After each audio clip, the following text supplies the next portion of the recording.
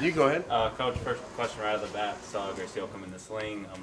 Was that an injury that happened in practice today? When did that practice injury happen? Yeah, she hurt her shoulder in practice yesterday, and so she just kind of day to day.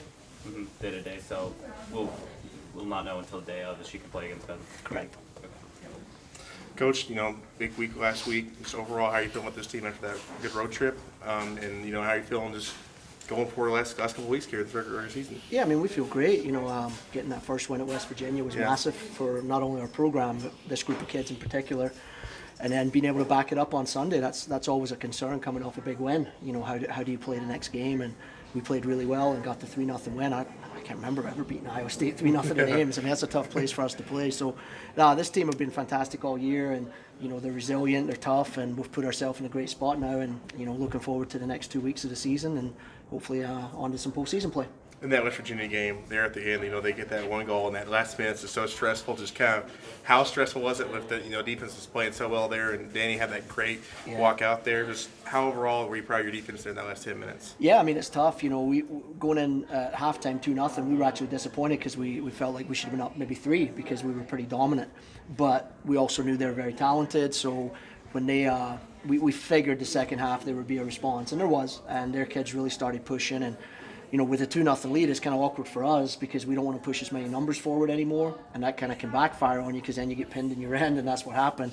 And of course, when they get the goal, then it's it's game on, and they start having a little more belief, and we had to hang on at the end. So it's stressful, and I'm sure there'll be other games here before the season's over that'll be very similar.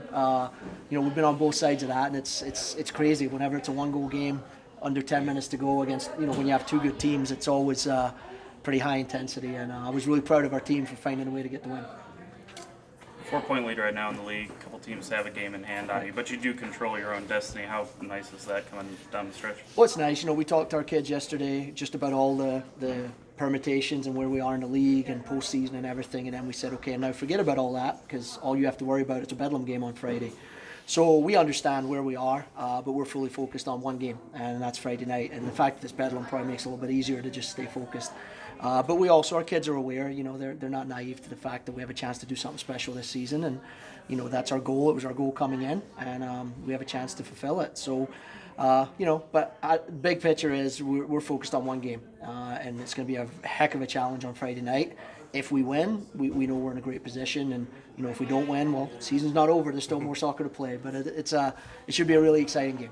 Kaylee Dow, one of the most entertaining players in the conference. How do you try to shut her down? She scored a couple on you guys last time. Well, you try your best, right? I mean, the credit to Kaylee, I think, is the fact that everybody probably game plans for her, and she still scores, and that's a testament to that kid. She's having a fantastic season. She's a great player, great kid. We have a ton of respect for Kaylee, and we'll do what we can to minimize her touches, but she's going to get touches. She's going to get looks at goal. That's what good players do. Our job, I think, is to minimize those touches. Always try to be aware where she is, and try to limit her looks and hope that she doesn't explode like she has pretty much every game this year. 2-2 draw earlier in the season. What has changed from that Bedlam game to this one coming up? How has the team improved? I think from our standpoint, we got caught in the second half against them sitting too deep. They were able to pin us in our end, and the frustrating thing for us is we couldn't get out. Well, within about a week of that, we recognized that issue. We trained it, and it hasn't been an issue ever since. So that was one thing. The second thing is we're just so comfortable in our shape right now. Our kids know their roles. They know their responsibilities. We've seen just about all the shapes that the other teams play against us, and I think we're quite comfortable. Okay, they got 3 front, we'll do this. They've got a 2 front, we'll do this. So those are some things, and I think just confidence. This group have won a lot of games, and when you win a lot of games, you start really believing that you can win. So this group's growing up quite a bit. I'm sure OU feel the same way.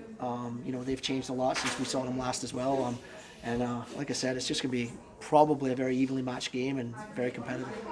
You mentioned they've changed a lot. What specifically have you seen them change from August till now? Well, I think they're the same as us. They're just more comfortable in what they're doing. They got some young players that probably that early in the season were just trying to figure out college soccer, let alone Bedlam, and how the game goes at this level. So, and we're the same.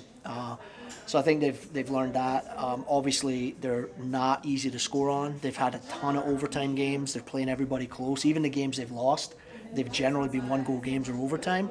So they're just not a team that you put away. If you get a 1-goal lead, you better keep going and try to get that second because they're going to respond. And Heck, we found out even at 2-0, you better get the third goal. So I think they're a very resilient team as well.